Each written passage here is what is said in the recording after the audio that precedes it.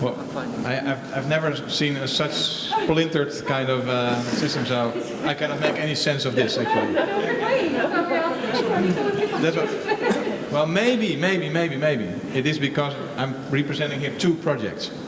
So the one is like centered to a very intense financial initiative to set up business for a limited number of companies in a limited number of countries.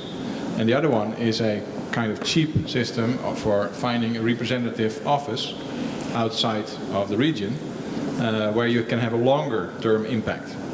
So people might be a bit, let's say, varied in their opinion about either the one or the other, and maybe mixed also part of the system. So that could be my only explanation for having such a splintered kind of diagram.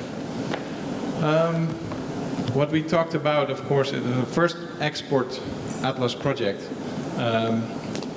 Most of the people at the table said, well, it's difficult because in the Netherlands there is a lot of exports going on already. So people start in a kind of higher level. I had to explain numerous times like that we're looking for companies who already had some export experience. So that's they did not start at zero. They started at a already like export level. It was also and is also a project with a lot of focus. We made a selection or a focus on agro-food. It was not a kind of open system for every kind of company to participate. So we selected agro-food because it is in the DNA of our region. We know for a fact that globally on food, agro-food, we can compete around the world everywhere. So that was the selection criterion.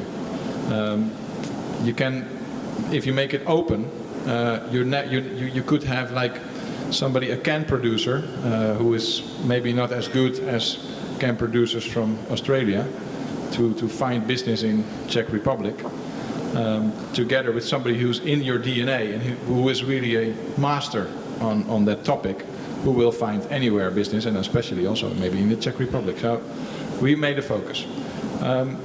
We also did some studies about where to go to, but we did it. We didn't ask the companies. We did it ourselves. So we said, like in the eastern part of Europe, there is a growing demand for agro-food products because it's a growing industry over there. So consumer demand is growing, industry is growing, and for SMEs there are opportunities to really enter the market there. And so that makes our sales job for asking companies to participate in the project relatively easily. Because we say, well, we have found opportunities in these countries. We know that you are very good in what you do, so do you want to participate in our Atlas Export project? So we're going to assist you. It will cost you a fee per year, and next to that you have to pay something if you call in consultancy work. But we are not guaranteeing, but we are almost sure that we can find some business for you in these countries, and do you want to do that yourself as well? So that is project based, so it starts and it ends. After the end, my only proof is that I run around in our region. I know these companies, and I know these companies are still exporting to these countries we brought them into contact with. And it was not a project which will go on and on and on and on. It will stop, and then the impact is notable because we have seen export rising, we have seen export growing, and I know for a fact that export is still going up. Friesland House is something differently. Friesland House is, well, you have to find a location. You have to find, it's open for many kind of types of companies. But one of the first assessment is you have to do the work yourself. So the Friesland House only provides facilities. It's a marketing communication tool. So the companies have to be willing to spend their own time, their own energy, their own export manager, everything to build up a market.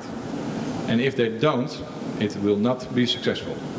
The only thing which could be handy there is if you want to show off.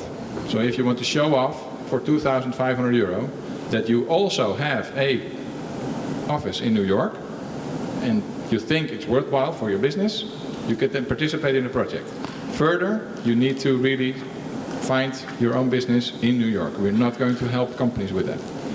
We only offer an agent, we only offer a specialist in that country from the Netherlands who will really help you if you want to, but you're going to pay him more than the 2,500 euro if you need him to do work for you.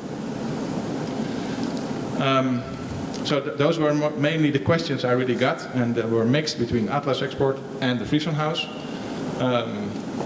So I would say focus, that's really important. Focus on the sector you want to promote. Focus on a country where you want to have your exports growing to. And yeah, focus to winners. I know that there is a hockey coach in the Netherlands, and I maybe told you before, but hockey coach in the Netherlands Mark Lammers.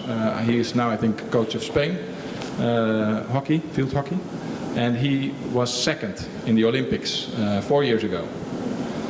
And that made him so angry. That made him so angry. He wanted to be the first. He got it in London with the women's team. And he said what we did wrong is we did not focus on the top star players in the national team. We only focused in training, and normally we do that, I think, in Europe a lot. We focus on the weak points we have. We want to improve our weak points. So he gave the example of the top player who had a very weak backhand. So he said before, 4 years ago, we only trained her backhand because her backhand was her weak point. So what happened is you have demotivated players. You have all these players who have to work with the handicapped people because they focus on the weak side. If you focus on the best side of somebody, it's always a pleasure to make the training. So after the second place in the Olympics, they said, well, now we're going to focus to the best points of somebody. And then we're going to improve on the best points. Same as at school. Who has not had school? You came home and you had a grade 0 or what is it, D or whatever. In each country the grades are different, right? But everybody knows how demotivating it is that you come home, you have to tell your parents like, yeah, I'm not so very good in German, sorry. And then said, you have to study German, you have to learn the words and do really your best in it, because you have to improve on the German. But he said, well, but I'm very good in French. I had a 10 for French. So how good would it be to say, well, you're so good in French, go on with French, study more French, because you can be even better on it. It gives you much more pleasure, much more motivation. So I think also with the companies, look for the companies who want to be a success.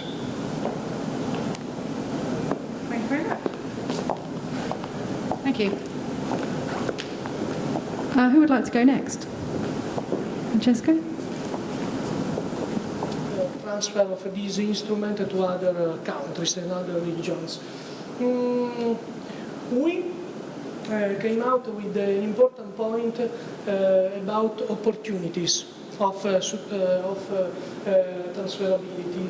And we came out with the remark that when you have some geographical condition like the fact that you have you are in frontier with countries and regions that share with you common problems, common issues, you have the opportunity to exploit this instrument.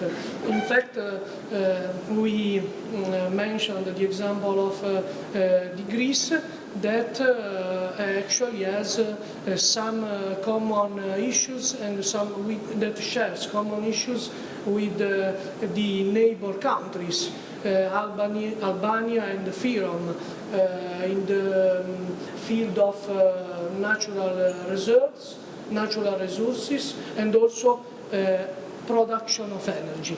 So there is the possibility to develop some important cooperation and collaboration program with the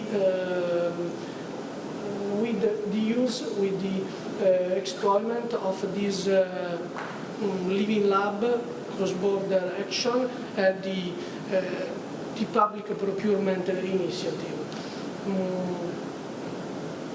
We mentioned also the fact that it could be easy to get funds in some cases. For example, in the cases of convergence nations, convergence regions. So, with the possibility to get extra funds, you are more able to address important issues like green economy, like energy efficiency solutions, and you can exploit these funds in order to sustain and support SMEs. But from another end, you can have also some problems as for the cultural mindset. The cultural, the entrepreneurial culture in a particular region, in the sense that maybe in a convergence region you have at disposal a significant amount of money, but for example you don't have a strong relationship between the world of the enterprises and the sector of research, the universities, the research centers. So you should improve the cultural mindset in order to better exploit the funds at disposal.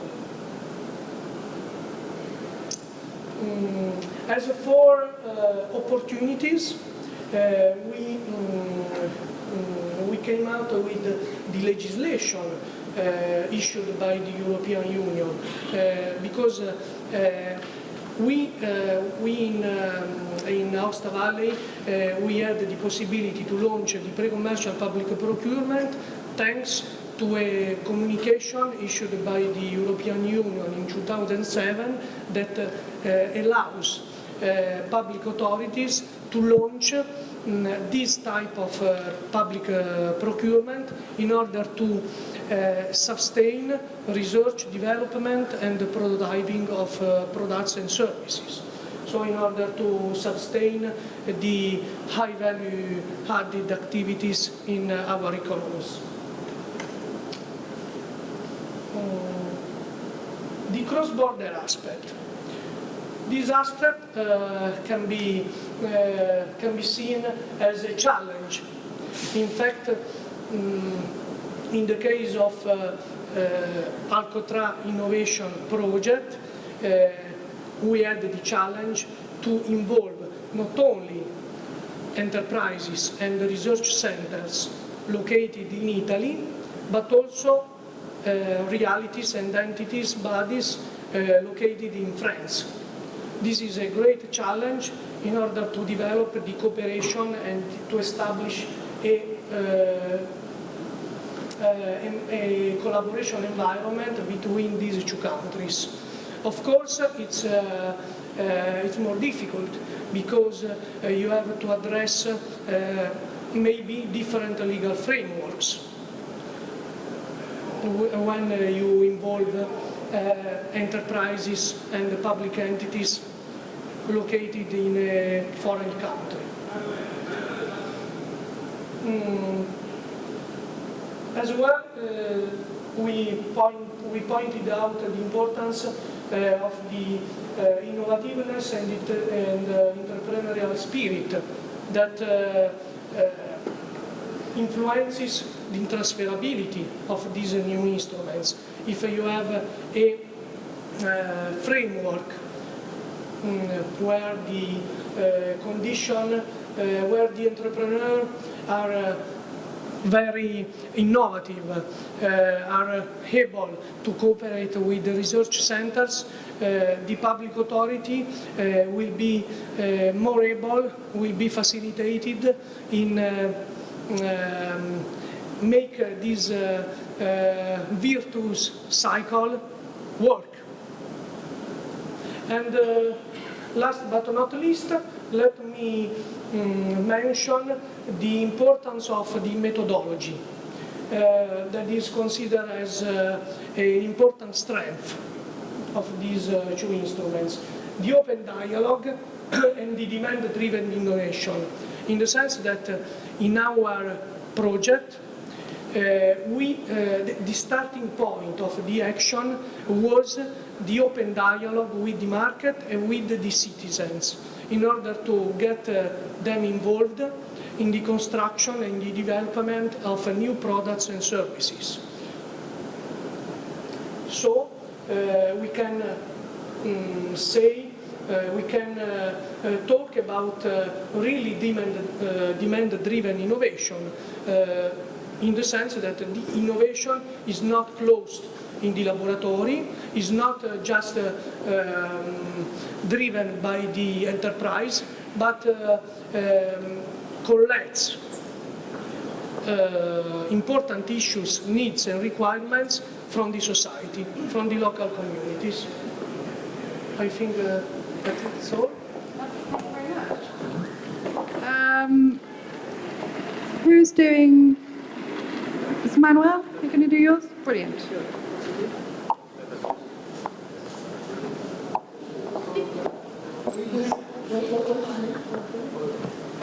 We just came up, and I was in the table, I was responding questions and clarifying, and he was taking notes. It's idea that we repeat myself. So I would prefer he do it because he was the one who was taking notes. Anybody has a question or any clarification in here? However, if it comes to the details, you can add, of course, something.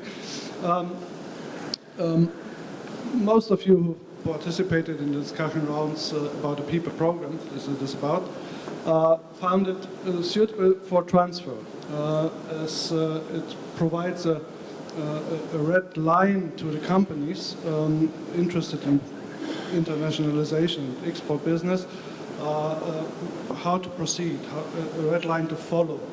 Really a program supporting them mainly by strong consultancies who are really pushing the companies on the right way. There is also a good opportunity given to make it self-sustainable as a program, to turn it in a really private business-to-business offer. It depends, of course, from national or regional regulations, also the status of chambers of commerce, for instance, in different countries. In some they are private anyway, and it's a consultancy service. In others there's a obligatory membership, and it's somehow a tax payment involved and whatever. So this is a bit different from country to country. Some found it easy to transfer it as it suits to existing export support strategies, but the program as such is an added value if you are able to form the right partnership and to raise the funds. This is the challenge, the most important challenge we have seen in the discussions. Especially in the initial phase of the program, we have to develop the entire structures, the certification processes, the evaluation process, methodologies, etc. This costs a lot of work and funds also to get it started. Usually, and this was also the case here in Spain, this was supported by the state at national level. There is, due to the practice established, a quite clear differentiation who is going to attend this program, to participate, and who not. The medium companies, medium-sized, usually not. Several reasons. They have the money more easy to discover also the right services to help them to do their export business abroad on their own. They do not need necessarily this coaching services provided by with the support of the chambers of commerce. So they do it just on their own, while small and micro companies are much more focused on getting support, and this red line support, as mentioned in the beginning. It's also a quite long time for evaluation of applications and getting an approval. which make it just not worth for medium-sized companies to waste this time. So others, smaller, haven't that potential, they just need to wait. Sorry, but this is one of the challenges, or also the weaknesses. It takes a quite long time. This is, of course, on the one hand, raised by restricted funds available in support, and especially also capacities in the chambers of commerce to support the individual cases. As it is a very individualized support, it is a high value support, but also costly support. So this you need to be aware, of course. Yeah, and since it was opened not for products only, but also for services, and especially in times since the economic crisis in 2008, it works especially well also in internationalization of services, so in effect exporting the professionals. This is also a very positive aspect. It has strong impacts also in the labor market and employment. High qualified staff for the junior export manager, for instance. Most of the companies, after receiving support limited to 1 year, if I'm right, keep the staff running and even employ often additional staff to extend the export activities. So that's in short from my. Want to add something? No. Thanks. And last but not least, Jackie's going to feed back for Major Global.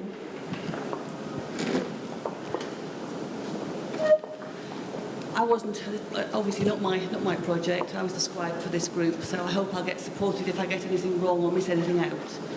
As you can see from the voting on this, a lot of the voting is down in that bottom left-hand corner, sort of fairly difficult to transfer and not easy to implement. And I think as we go through the discussions we had, you'll see why. I think if you're on one of the tables, you would understand why. We spent some time talking about what the tool actually was, what the offer actually was, and we clarified that.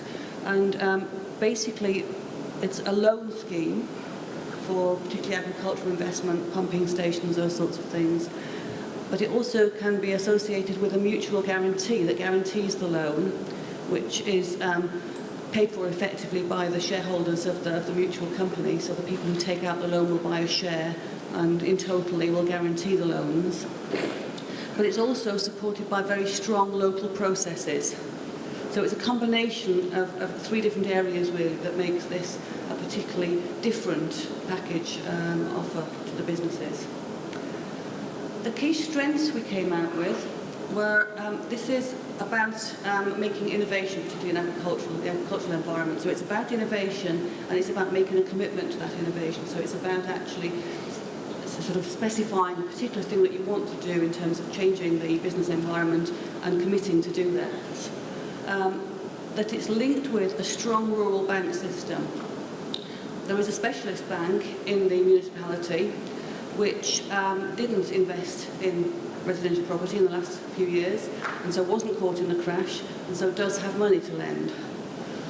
Probably very different from most of the banks in our regions and areas. In addition, that bank has a strong network within the municipality, so not just in the cities, it's in the towns and the villages as well. So it's very accessible. So that's sort of the bedrock, if you like, of this scheme, is that strong rural system associated with this mutual fund, the guarantee that goes with the loans. Another strength that we identified was a process in the municipality of localised decision making, and of the budgets matching the need for that particular area, that particular region. So there's a very sort of tailored local decision-making process, and that also means that there can be a fast decision-making process when it comes to things like planning and decisions on sort of projects going forward. So rather than in our country it can take 6 months to a year for planning, for instance, this can be a couple of weeks perhaps. So you have a very local, very fast system that goes with it. Plus, the good public governance in the region that isn't necessarily political, so a good public governance system that's well funded from Europe as well. A couple of keywords that we came up with were integration and networking. That for this to work, the whole system has to work together. The integration, so the governance, the banking system, all that has to work together. And networking, so the sort of the contacts and the way that the associations and the groups in the area work together as well. And I think when you look at that, you can see that is probably why it's difficult to transfer. But to get a strong local bank, those sorts of items will be quite hard to transfer easily. So on the challenges side, we talked about financing, how difficult it is to actually achieve the financing for innovative projects, how we can work on a non-political regional organisation perhaps, which for most of us is probably impossible, and that you really couldn't do this without really strong local partnerships. Have I missed anything out? Is that okay?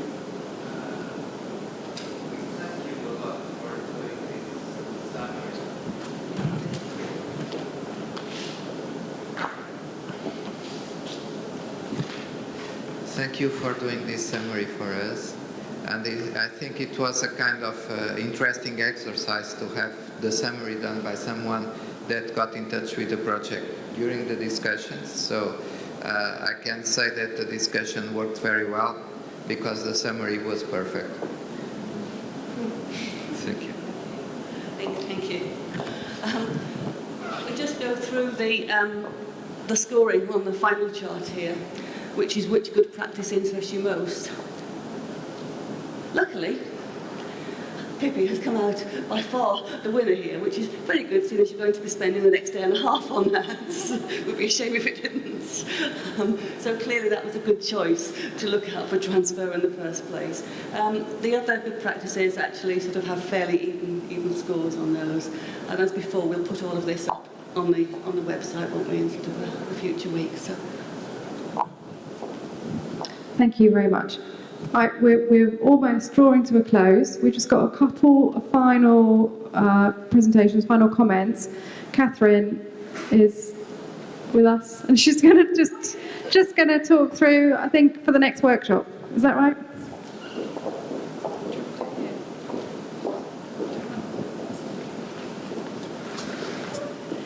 Hello, it's good to see you all again. Thank you for all your hard work and contributions today. Hope you. Sorry, I'm flagging a little. I think you all are as well. I can't even speak. So thank you for all your hard work and contributions. I hope you found it interesting and beneficial. Thank you to all our presenters who did a sterling job, and also thank you to Pablo and his team for hosting us.